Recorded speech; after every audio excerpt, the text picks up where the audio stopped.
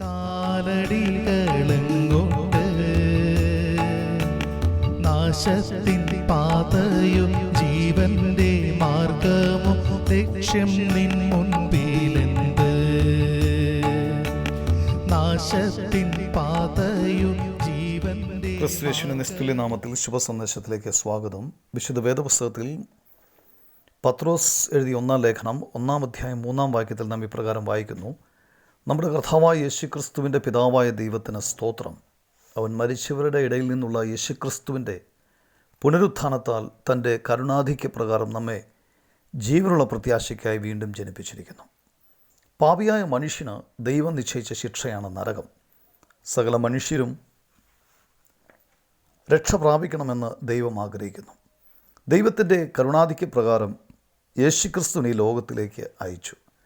അവൻ നമ്മുടെ പാപത്തിന് പരിഹാരം വരുത്തുവാൻ കാൽവറി ക്രൂശിൽ നമുക്ക് പകരമായി മരിച്ചു, അടക്കപ്പെട്ടു.